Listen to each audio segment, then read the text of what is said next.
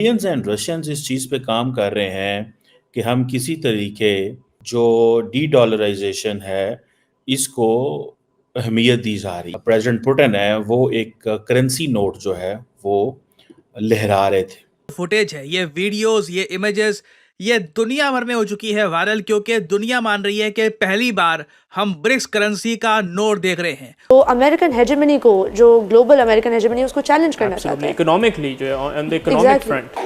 Putin ने ये जो बैंक नोट दिखाया है, तो क्या इनको नहीं बताया गया था मोदी साहब को कि ये बैंक नोट आएगा, इंडिया का झंडा लगा होगा उसके ऊपर, समझ रहे हैं? और जो नए 5 आए हैं तो टोटल का उनकी कोई ना कोई इंडिया के ताजमहल भी वहाँ पे बना हुआ, आई थिंक, जो मैंने देखा मुझे याद आया। व्लादिमीर पुतिन जो ये नोट लहरा रहे थे, जिस तरीके से इनको ये नोट का डिजाइन पसंद आया, पॉसिबिलिटी देखिए लगातार बढ़ती जा रही है कि इवेंचुअली 1 या 2 साल में ब्रिक्स करेंसी या फिर ब्रिक्स डिजिटल करेंसी जैसी कोई चीज दुनिया के सामने जरूर आएगी। और आज की दुनिया को जरूरत ही नाज़रीन इकोनॉमिक डेवलपमेंट की है, और अगर इसी तरह ब्रिक्स के प्लेटफॉर्म प्रॉपरली काम करे तो पैरेलल करेंसी के ऊपर काम शुरू हो गया। यहाँ पर अमेरिका ने देखना है, और ऑलरेडी हो रहा है, पाकिस्तान भी या बाकी भी, और उन्होंने डॉलर से वो लोग आगे जाके इसमें से निकल पाएंगे जो भारी डॉलर्स में कर्जा लेके नहीं बैठे हुए, जो भी। अब इंडिया ने क्या किया है कि ये सारे का सारा जो यूपीआई जिसे वो कहते हैं यूनिफाइड पेमेंट इंटरफेस कहते हैं, ये सारे का सारा उन्होंने दुनिया के दूसरे बैंकों के साथ अटैच कर दिया। अब इंडिया एवं नहीं इन चीज़ों में आगे आ रहा, इंडिया चाहेगा कि हमारा जो पेमेंट मेथड है वो दुनिया के बाकी मुल्कों में भी अडॉप्ट हो। उनका मानना है कि ये एक न्यू वर्ल्ड ऑर्डर की तश्कील देने का एक अमल है। नमस्कार।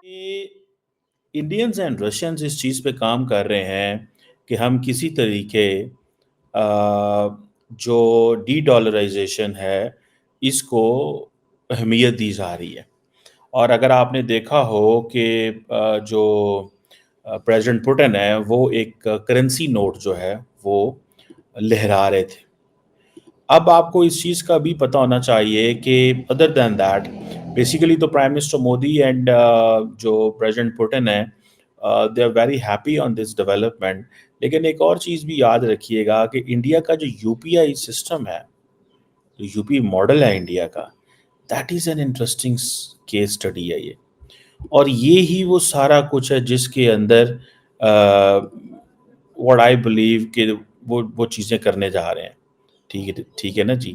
और इसमें आप देखेंगे कि आइंदा आने वाले दिनों के अंदर डी डॉलराइजेशन की बात चल रही है। इंडिया, रशिया, बाकी ये ममालिक जो है वो अपनी ये जो करेंसीज हैं इसको अहमियत दे रहे हैं। अब इंडिया जो है क्या वेस्टर्न बैक्ड पेमेंट प्लेटफॉर्म से स्टेप बाय स्टेप पीछे जाना चाहता है? बेसिकली वो ज़रूर जाना चाहता है, ताकि India wants to keep the western countries on toes. ये याद रखिएगा। वो कहते हैं ना कि अगले दिन आपने डॉक्टर जयशंकर को सुना होगा, उसने कहा कि why you need a BRICS as a club. तो उसने कहा भाई बात सुनो, you had your own club, you are not letting people to be in the club, so we created our own club, so what's the problem? मसला क्या है इसमें? आपके पास एक क्लब था, आपने उस क्लब में लोगों को एंटर ही नहीं होने देते थे। He was talking of G7, वो G7 की बात कर रहे थे, ठीक है। और G7 के साथ साथ उन्होंने क्या किया, उन्होंने कहा जी G20 बना लिया आपने। अब मुझे ये बताएं कि अगर आपने ये सारा कुछ कर लिया है तो देन व्हाई ऑन अर्थ जो आप जिसे कहेंगे ना नहीं अहमियत दे रहे हम ममालिक को, डेवलपिंग कंट्रीज को, ग्लोबल साउथ को। साथ ही इंडिया ने एक और काम भी कर लिया है जिसको ये भी थोड़ा समझने की ज़रूरत है। और वो क्या काम किया है? वो उन्होंने ये काम किया है कि इंडियंस ने ब्रिक्स समिट में चाइना के बारे में ये कह दिया कि वहाँ पे हमें चाइनीज़ इन्वेस्टमेंट के हवाले से केयरफुल रहना चाहिए। द मोमेंट इंडियंस ने ये बात की विद इन द ब्रिक्स, जारी बात है चाइनीज़ को भी बुरा लगा, रशियंस थोड़े से अनकंफर्टेबल हुए, और वेस्ट सारे का सारा खुश हो गया कि हमारा बंदा बैठा हुआ है जी वहाँ पे। बेसिकली इंडिया जो है वो उसको अगर वेस्टर्न ममालिक अपना बंदा कहेंगे, लेकिन इंडिया वेस्ट का बंदा नहीं है, इंडिया अपना बंदा है। वो किस तरह कि उनको इस चीज़ को नहीं है कि अगर मैं ये कहूँगा, उनको इस चीज़ का भी तो पता है कि अगर चाइनीज़ इन्वेस्टमेंट करते हैं आके आपके फाइनेंशियल सिस्टम में, चाइनीज़ इन्वेस्टमेंट करते हैं आपके आईटी सेक्टर के अंदर, तो फिर क्या होगा? फिर पॉसिबिलिटी है कि वो आपके मुल्क में पेनिट्रेट कर जाएंगे, आपकी नेशनल सिक्योरिटी अंडरमाइन होगी। सो इंडियंस बड़ी स्मार्टली ये चीज़ें करते हैं। ये जो ब्रिक्स का बैंक नोट कमिंग आ रहा है, ठीक है जी, जस्ट ये चीज़ें लहराई गई हैं वहाँ पे। आपका क्या ख्याल है? India is not on board. और मैं एक बात बताऊँ आपको, कोई दबईद नहीं है भाई। अगर यूरोपियन यूनियन अपना करेंसी नोट बना सकता है तो ये क्यों नहीं बना सकते? हाँ, उसकी मार्केट वैल्यू क्या होगी, ये चीज़ें हैं। इंडिया को पूरा वजन डालना पड़ेगा उसके पीछे। अब इंडिया का जो यूपीआई पेमेंट मेथड है, वो मैं बोलता हूँ पाकिस्तान के अंदर तो हमें तो पता ही नहीं है ये चीज़ें क्या हैं। वो कहते हैं कि जी 46% जो global instant payment transaction India दुनिया कहा जाता है कि 2022 के अंदर जो 46 ग्लोबल इंस्टेंट पेमेंट ट्रांजैक्शन जो हैं वो इस मेथड से हुई हैं। इस पेमेंट इंडिया के इस पेमेंट मेथड के 300 मिलियन मंथली एक्टिव यूजर्स हैं इंडिया के अंदर। 300 मिलियन, पूरी आबादी पाकिस्तान की जिससे ज़्यादा इंडिया का वो लोग इसमें इस्तेमाल करते हैं। It means there is still gap. अगर इंडिया की 1.4 बिलियन पॉपुलेशन है तो ऑब्वियसली छोटे बच्चे भी होते हैं, बूढ़े भी होते हैं, सारे लोग तो नहीं, वो हर बंदा तो नहीं इस्तेमाल कर रहा होता ना पेमेंट मेथड। लेकिन 300 मिलियन से मुराद आप कह सकते हैं कि हो सकता है ये इतनी फैमिलीज हों या इंडिविजुअल्स हों, या गुंजाइश है अभी 200 मिलियन 300 मिलियन लोगों की कि वो इस सिस्टम में आ सकते हैं। ठीक है ना जी, ये कोई छोटी चीज़ नहीं है, ये बहुत बड़ी चीज़ है भाई। ये चीज़ पाकिस्तान को मैं चाहता हूँ करनी चाहिए, हमारी जान छूट जाए यार। अब इंडिया ने क्या किया है कि ये सारे का सारा जो यूपीआई जिसे वो कहते हैं यूनिफाइड पेमेंट इंटरफेस कहते हैं, ये सारे का सारा उन्होंने दुनिया के दूसरे बैंकों के साथ अटैच कर दिया। अब इंडिया एवं नहीं इन चीज़ों में आगे आ रहा। इंडिया चाहेगा कि हमारा जो पेमेंट मेथड है वो दुनिया के बाकी मुल्कों में भी अडॉप्ट हो। ठीक है ना जी। पुतिन ने ये जो बैंक नोट दिखाया है, तो क्या इनको नहीं बताया गया था मोदी साहब को कि ये बैंक नोट आएगा, इंडिया का झंडा लगा होगा उसके ऊपर, समझ रहे हैं? और जो नए 5 आए हैं तो टोटल का उनकी कोई ना कोई इंडिया के ताजमहल भी वहाँ पे बना हुआ है। आई थिंक जो मैंने देखा मुझे याद आ है जी। बहरहाल द पॉइंट इज के ये जो चीज़ है कि जो ये नई करेंसी की आप वो बात कर रहे हैं, ठीक है।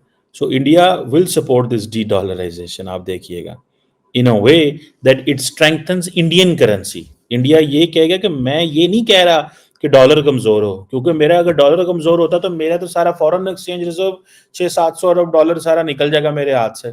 सो मैं डॉलर कमज़ोर नहीं करना चाहता, मैं पैरेलल करेंसी लेके आना चाहता हूँ, like European union, like euro, like dollar. ये भी तो आएगी, समझ रहे हैं आप बात को? सो ये क्या करना चाहते हैं कि ये अपनी करेंसीज को नहीं करना चाहते अब। और ये फिर क्या होगा, कोई डॉलर लेगा ही नहीं, वो कहेगा जी ठीक है हमने कारोबार करना है, इस करेंसी को ग्लोबल कर देंगे, इंटरनेशनल कर देंगे। अगर वो इस करेंसी को ग्लोबल और इंटरनेशनल कर देते हैं तो लोग कहेंगे जी ठीक है हमने जाना है इंडिया, चले मैं ये करेंसी ले जाता हूँ, चाइना ये ले जाता हूँ, ब्राज़ील ये ले जाता हूँ, ईरान ये ले जाता हूँ, मैं सऊदी अरब ये करेंसी लेके जा सकता हूँ, और जगहों में ये करेंसी लेके जा सकता हूँ। आपके क्रेडिट कार्ड इससे अटैच हो जाएंगे, डॉलर यूरो, ये जो मोनोपोली लगी हुई है, मोनोपोली ख़त्म हो जाएगी। अभी मैं जाता हूँ कहीं यूरोप, हमने कोई ना कोई ट्रांजैक्शन करनी होती है क्रेडिट कार्ड से या डेबिट कार्ड से या जैसे भी, तो ट्रांजैक्शन करते हैं तो वो पहले पूछते हैं यूरो डॉलर कौन सी करेंसी करनी है आपने।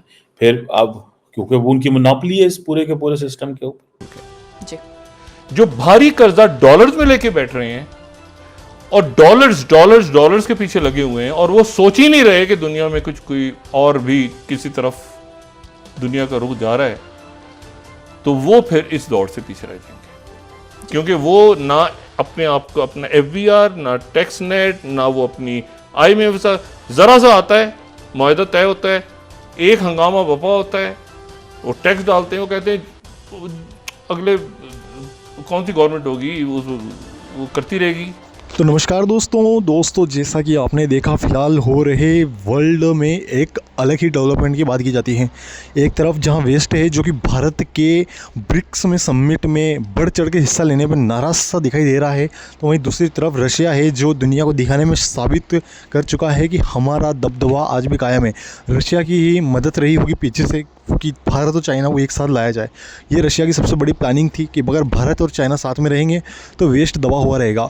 और यहाँ पर सबसे बड़ी बात सामने निकल के आ रही है जस्टिन ट्रूडो के साथ, क्योंकि इस बंदे ने जो भारत और वेस्ट के रिलेशन ख़राब किए हैं उसमें सबसे बड़ा भागीदार जस्टिन ट्रूडो है। इसने कोई हर हद पार कर दी, कोई ऐसी सीमा नहीं छोड़ी जहां भारत और वेस्ट इसलिए बोल रहा हूं क्योंकि जस्टिन ट्रूडो के समर्थन में वो 5 आई कंट्री जो कि वेस्ट में गिनी जाती है, जैसे यूके, ऑस्ट्रेलिया, न्यूजीलैंड और यूएसए, खासकर यूएसए, वो भी इसकी मदद में खुद आया है। किसी ने भी कंडेम नहीं किया कि ये कनाडा भारत पर इस प्रकार के आरोप क्यों लगा रहा है। तो यहाँ सबसे बड़ी चीज़ दिखती है वेस्ट की दोगलापंथी। तो ऐसे में भारत को ब्रिक्स में, जहाँ चाइना रशिया का एक ज़बरदस्त खेमा है, उसमें अपनी एक महत्वपूर्ण भागीदारी निभाना काफ़ी ज़्यादा ज़रूरी था।